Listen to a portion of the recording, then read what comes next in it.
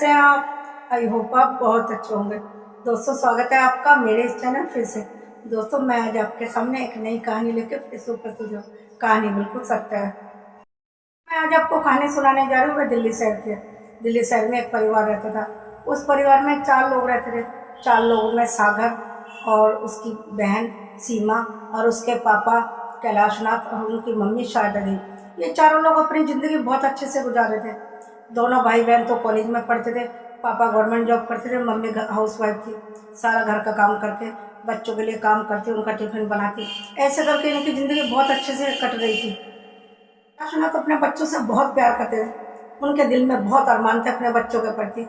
पहले तो वे सोचते थे अपने बच्चों को बहुत पढ़ाऊंगा लिखाऊंगा, बहुत बड़ा आदमी बनाऊंगा, और ये सोचते थे कि उनकी शादी भी बहुत धूमधाम से करूंगा। अब तो सीमा के कॉलेज की पढ़ाई खत्म हो चुकी थी। उन्होंने सोचा क्यों ना सीमा की शादी कर देनी चाहिए। तो उनकी मम्मी ने कहा हाँ ठीक है, कर देनी चाहिए, अब तो वह बड़ी हो गई है, फिर हमें बहू भी तो लानी है, पहले सीमा की शादी करते हैं। तो वह फैसला करते हैं कि अब सीमा के लिए लड़का देखना शुरू करते हैं। लड़का देखना जब शुरू करते हैं, लड़का मिल भी जाता है। लड़का बहुत अच्छा मिलता है। शादी की डेट फिक्स हो जाती है। शादी हो जाती है बहुत धूमधाम से। सीमा अपने ससुराल चली जाती है। और जब शादी हो जाती है, ससुराल चले जाते हैं, तो शादी को 2 साल बीत गए। जब सीमा की शादी को 2 साल बीत गए, तो सीमा के मम्मी पापा ने सोचा क्यों ना सागर की भी शादी कर दे, क्योंकि अब तो वह जॉब भी करने लगा है, अपने पैरों पे खड़ा है। बहू ले आएंगे तो हमारा घर सुना सुना रहता है, वह नहीं रहेगा। सीमा के जाने के बाद हमारा घर खाली हो गया, बहू आएगी तो रौनक हो जाएगी। तो वह कैलाशनाथ जी बोलते हैं सागर के लिए लड़की तो मैंने पहले से ही देखी हुई है। मेरा एक दोस्त है ना जो यहाँ भी आता है, उसकी एक लड़की है तानिया, बहुत गुणी है, जॉब करती है और इतने संस्कार अच्छे हैं। जब भी मैं उसके घर जाता हूँ बहुत सेवा करती है मेरी। और सागर में उसको पहचानता है, उसको देखा हुआ है, सिर्फ उसका रंग थोड़ा सांवला है और कुछ भी नहीं, सारे गुण है उसमें। यदि वह हमारे घर में आ गई तो हमारे घर के तो भाग्य बदल जाएंगे। फिर जब जॉब से शाम को घर आता है तो उसकी मम्मी तानिया के बारे में बात बताती है कि तुम्हारे लिए हमने लड़की दे रखी है। सागर एकदम से चौंक जाता है कि मुझसे बिना पूछे तुम मेरी शादी की बात कर रहे हो। मैंने उसको देखा हुआ था, लेकिन मैं उसे पसंद नहीं करता। वह साफ साफ बोल देता मैं किसी और लड़की को पसंद करता हूँ, उसी से शादी करूंगा। उसकी माँ बहुत दुखी हो जाती है। तुम्हारे पापा ने तुम्हारी लड़की देखी हुई है, उनकी जवान झूठी पड़ जाएगी, ऐसा मत करो। वह कहता मुझे नहीं पता, शादी मुझे करनी है, पापा को थोड़ी करनी है, जो मैं पापा की पसंद से करूं, ऐसे करके जवाब देता अपनी मम्मी को। उसकी माँ बहुत दुखी हो जाती है। अब कैसे बात करूं मैं अपने पति से, ये सारी बात कैसे कहूँ, मैं सोच में पड़ जाती है। मम्मी सोचती है एक बार और मना के देखूं सागर को। जब वह फिर कहती है कि तुम कर ले, उससे बहुत गुनी लड़की है। कहता गुनी होने से क्या हुआ, काली कलूटी है, मैं काली कलूटी से शादी करूंगा क्या, ऐसे करके अपनी माँ को जवाब देता। ये सारी बात वह अपने उसके पापा को बताती है कि वह नहीं करेगा उससे शादी, उसने लड़की पसंद कर रखी है। वह कहने लगे करे होगी तो उसी से शादी होगी। तो वह तुरंत उसकी बातें सुन लेता है। सागर कहता है मैं सामने आ जाता, अपने पापा को जवाब देने लगता है, शादी करूंगा तो मैं उसी से करूंगा जिससे मैं प्यार करता हूँ। तो उसके पापा कहते हैं यदि तुम उससे शादी करोगे तो मेरे घर में नहीं रहोगे। तो उसकी माँ बहुत दुखी हो जाती है। एक ही तो बेटा, यदि घर छोड़ के चला जाएगा तो हमारा क्या होगा। वह दोनों के बीच में कभी अपने पति को समझाते, कभी अपने बेटे को, लेकिन कोई भी समझने के लिए तैयार नहीं था। दुखी होने के बाद वह अपने पति को समझाती है कि एक ही तो बेटा है, करने दो उसको। अब वह कहते हैं, फिर राजी हो जाते हैं उसके पापा, ठीक है लेके आओ लड़की को, हम मिलते हैं। फिर सागर अगले दिन उस लड़की को मिलाने के लिए लाता है। लड़की बहुत मॉडर्न थी और ना तो उसके मम्मी पापा का पैर छुए ना कुछ, सिर्फ नमस्ते करती है, हाय हेलो करती। उसके मम्मी पापा देखते रह जाते, ये कैसी लड़की है, कपड़े कैसे पहन के आई है, सुंदर है तो क्या हुआ, गुण तो कोई भी नहीं है। उनके मन में ये विचार उठने लगे। लेकिन उनकी माँ अपने पति को समझाने लगी, तुम्हें क्या, उसी को तो रहना, सारी जिंदगी वही रहेगा, वही भुगतेगा, हमें तो सिर्फ बहू लाना है, तुम मान जाओ। उसके पापा मान गए और उसकी शादी बहुत धूमधाम से हो जाती है। और सागर की वह जिससे प्यार करता है वह घर में आ जाती है बहू बन। सागर शादी करके बहू को तो घर में ले आता है। 1 हफ्ता बीतता है, लेकिन उसने अपने रंग ढंग दिखाने शुरू कर दिए। अपने सास ससुर की बेइज्जती कर दी, बात बात पे जवाब देती, ससुर को भी कोई काम नहीं करती और अपने पति का भी टिफिन नहीं बनाती, 9-9 बजे तक सोई रहती। सागर उठाता और कहता उठ के काम तो कर लो, मेरा टिफिन तो बना दो। लेकिन उसकी माँ उसका टिफिन बनाती, लेकिन तानिया कभी भी नहीं बनाती। सागर दुखी रहने लगा कि ये कैसे, मेरा क्या फैसला था, मैंने ऐसा फैसला क्यों किया, मैंने अपने मम्मी पापा की बात क्यों नहीं मानी। मैं इससे तो प्यार करता रहा, लेकिन ये तो नहीं कि अपनी मनमानी करेगी, ना मम्मी पापा की इज्जत करती है और ना मेरे को टिफिन बना कर देती है, ये तो मुझसे प्यार करती थी, ये कैसा प्यार। सागर को अपनी पसंद पे पछतावा होने लगा। ये क्या किया मैंने, अपनी पसंद की शादी की। और ये तो ना मम्मी पापा की इज्जत करती है। जब मैं जाने का टाइम होता है ऑफिस, जब बिस्तर से खड़े हो गए बाय करती है, फिर दोबारा सो जाती है। और मेरे जाने के बाद ना जाने कहाँ जाती है तैयार होकर। उसकी मम्मी ने उसे बताया था कि जब तू ऑफिस चला जाता है तो ये तैयार होकर रोज जाती है। तो सागर ने सोचा मैं देखूंगा इसको, ये कहाँ जाती है रोज। एक दिन वह छुप के उसको देखता, वो एक लड़के से मिलती थी, रोज मिलती थी। एक लड़के नहीं, कई सारे लड़कों के संग पार्टी बनाती थी, होटल जाती थी। ऐसे करके वह सागर सोचने लगा, मैं तो सोचता था ये बहुत अच्छी है, लेकिन ये कैसी निकली। सागर ने तानिया से पूछा, तुम रोज जिससे मिलने जाती हो मुझे पता है, लड़कों के संग पार्टी करती हो। वह कहती है हाँ करती हूँ, वो मेरे दोस्त है।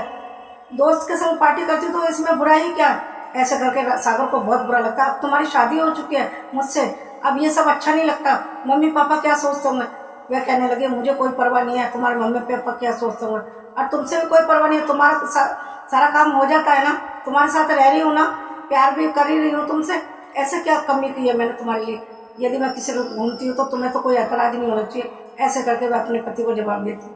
अगर तो पछताने लगा था, मैंने क्यों तानिया से शादी की, इसमें तो कोई गुण नहीं है, ये तो घूमना फिरना पसंद है, इसको घर गृहस्थी तो ये कर ही नहीं सकती, मम्मी पापा की भी इज्जत नहीं करती। अब वह सोचने लगा इसको डिवोर्स दे दूंगा।